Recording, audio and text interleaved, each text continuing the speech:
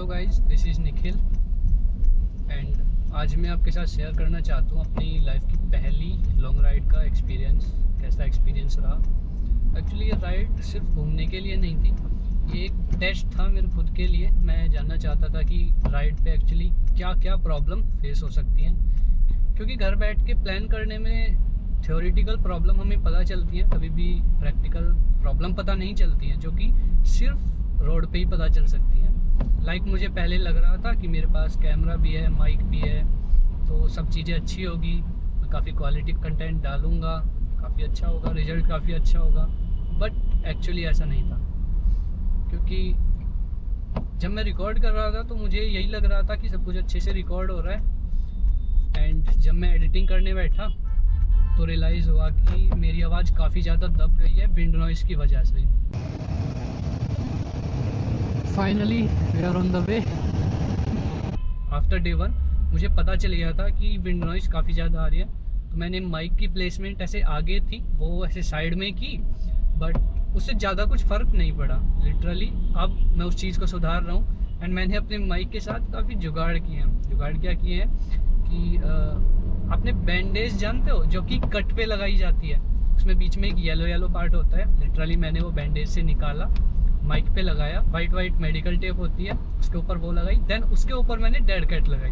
तो भैया भी ये जुगाड़ सुन के हंस रहे थे कि भाई क्या ही कर रहा है तू।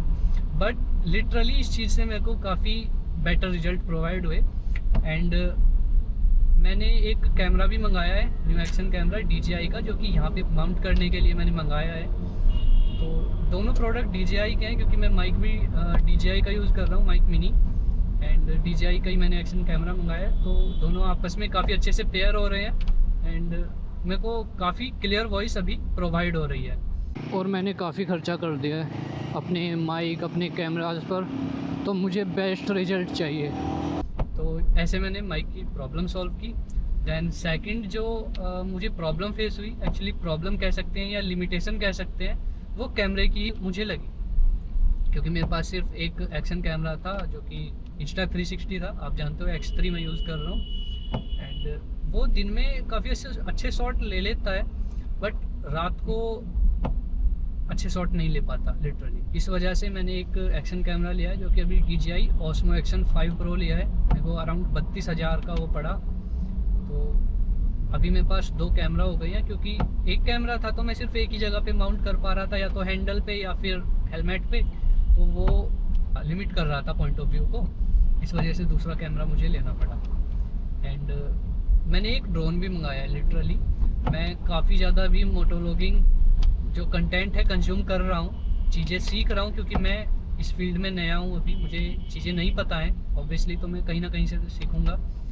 तो मैं ये देख रहा हूँ कि ड्रोन का यूज़ काफ़ी ज़्यादा हो रहा है सिनेमैटिक शॉट लेने के लिए, अच्छे शॉट लेने के लिए ड्रोन का यूज़ काफ़ी हो रहा है। तो मैंने एक ड्रोन भी ऑर्डर किया है, 2-3 दिन में अभी आ जाएगा। तो पहले जब अपना ड्रोन डिलीवर हो जाएगा तो उसकी थोड़ी सी टेस्टिंग करेंगे, थोड़ा सीखूंगा मैं, क्योंकि मैं नहीं चाहता कि पहली राइड पे लेके जाऊं और ड्रोन क्रैश कर दूं। तो अभी ड्रोन आने वाला है, इसी के लिए मैं वेट कर रहा हूं। एंड इसमें सबसे ज़रूरी जो मुझे लगा, एक्चुअली वो प्रॉब्लम नहीं थी, कोई लिमिटेशन नहीं थी, सबसे ज़रूरी जो मुझे लगा वो था एक मुझे रियल लाइफ एक चेक मिलना, लाइफ चेक मिलना। ठीक है, क्योंकि मैं यही सोचता हूँ कि इक्विपमेंट हो जाएंगे तो सब चीज़ सही हो जाएगी, अच्छी हो जाएगी, बट एक्चुअली ऐसा नहीं है। क्योंकि अभी भी मैं यही सोच रहा हूँ कि मैंने इतनी चीज़ें मंगा ली, ड्रोन मंगा ली, कैमरा मंगा लिया, तो सब चीज़ सही हो जाएगी। आई डोंट नो सही होगी या नहीं, वो चीज़ पता चलेगी जब हम राइड पे होंगे। एंड इस राइड में क्या क्या प्रॉब्लम होंगी वो हम नेक्स्ट में सॉल्व करेंगे, क्योंकि we have to respect the process.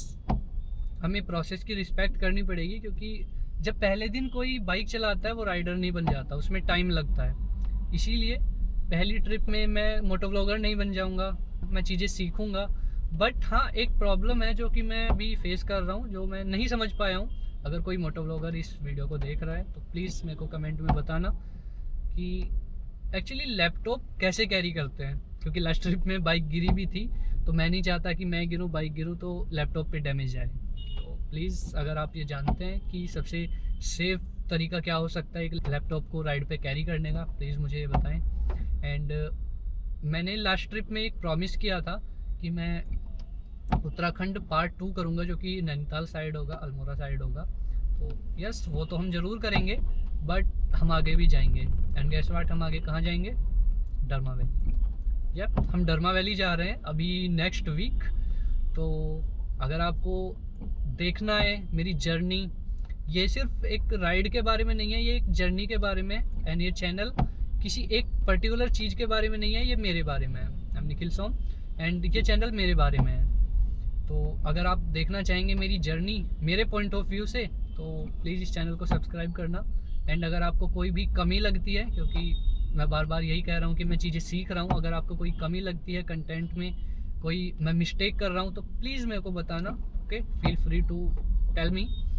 Then जल्दी हमारी डरमा वैली की राइड होने वाली है।